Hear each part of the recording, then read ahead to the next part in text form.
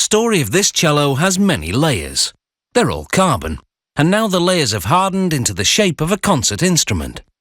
At this point, you can't make music with it though, because the inner workings have yet to be constructed, a process that's a carefully orchestrated performance.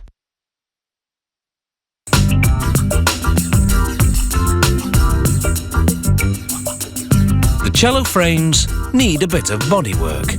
They're roughed up with sandpaper. Then a polyurethane clear coat is sprayed on to protect the surface.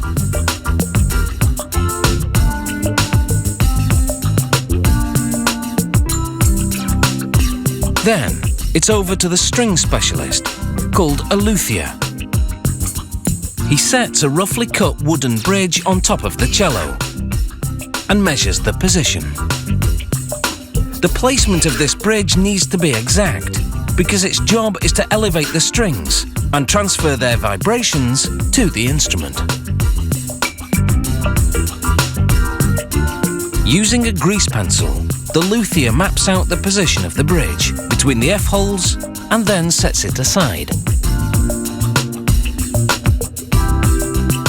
Now he slips the wooden sound post into one of the F-holes and wedges it between the front and back of the cello. The sound post is crucial. It will strengthen the cello and couple the string's vibrations between the front and back of the instrument. This is delicate and highly skilled work. He measures to determine if the sound post is on the mark.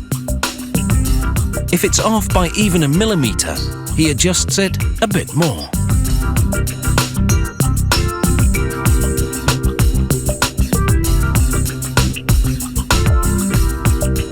Afterwards, he double-checks the bridge's position.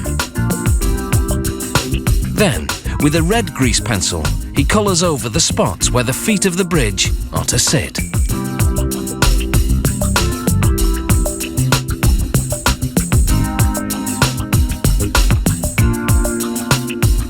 He presses the bridge's feet into the grease marks, and this makes red smears on the feet.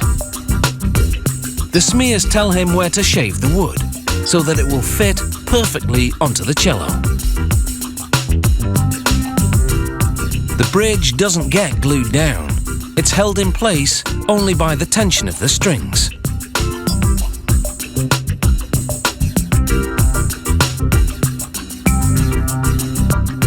Next, the luthier makes pencil marks on both tips of a measuring stick.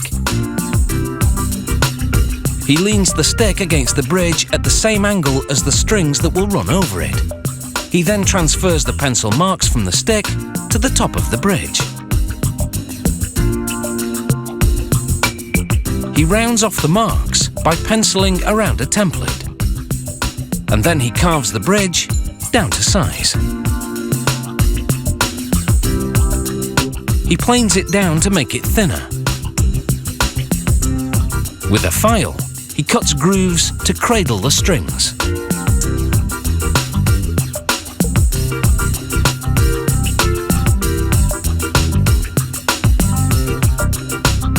Now, he moves to the bottom of the instrument and slides a spike called an end pin into a pre-cut hole. The end pin will rest on the floor, steadying the cello. He lassos the end pin with plastic rope, which is attached to the tailpiece. And he rests the tailpiece on the belly of the cello.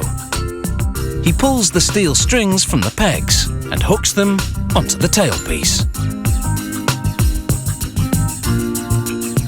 Like most classical string instruments, the cello has 4 strings.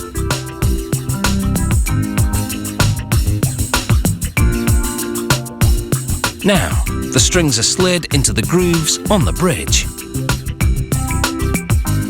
The pegs are turned to tighten the strings. The strings push down on the bridge, holding it in place.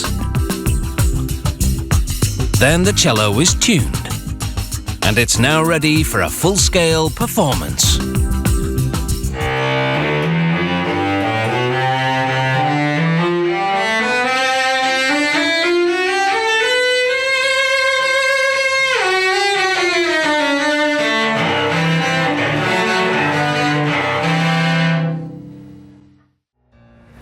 never slow up, no I don't take shit, I got no love